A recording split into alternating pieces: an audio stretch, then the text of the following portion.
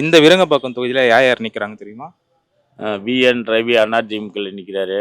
ஆ. பிரபாகரன் வந்து டிஎம்கேல நிற்கிறாரு.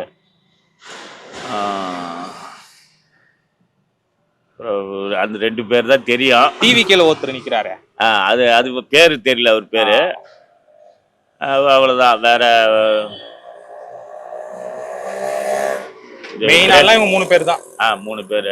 சரி, ஓகே. இந்த வாட்டி யார் ஜெயிப்பாங்கன்னு நினைக்கிறீங்க இந்த ஒரு விருங்கம்பாக்கம்? எனக்கு தெரிஞ்சு விஎன் ரவி ஜெயிப்பார்.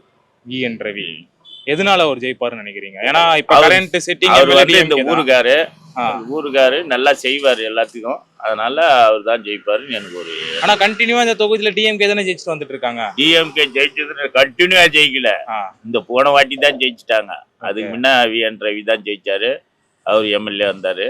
அதனால போன வாட்டி எல்லா ஜனங்க வந்து மாத்தி போட்டாங்க அவருக்கு. எதனால மாத்தி போட்டிருப்பாங்க தெரியல. அதான் எல்லாரும் சொல்றதுனாலதான் இன்னும் அந்த ஒரே ஆட்சி ஆண்டுங்குத. சரி, இந்த வாட்டி ஸ்டாலினுக்கு போடலான்னு போட்டாங்க, அவ்வளவுதான். சோ இந்த வாட்டி அதனால மறுபடியும் அதிமுக இவர் தான், எடப்பாடியார் தான் வருவாருன்னு எனக்கு நம்பிக்கை. ஓகே. சோ அதனால இந்த வாட்டி இந்த தொகுதியில ஏடிஎம்கே விஎன் ரவி கண்டிப்பா வாய்ப்பு. ஆனா இன்னொரு பக்கம் விஜய் அவர்கள் என்ன சொல்றாருன்னா, எனக்கும் டிஎம்கேக்கு தான் போட்டி, ஏடிஎம்கேனா இந்த மேட்ச்லயே இல்ல அப்படின்றாரு. நீங்க இங்க ஏடிஎம்கே தான் ஜெயிப்பாங்க. அவர் மேட்ச்ல இல்லன்னு அவர் சொல்லுவாரு.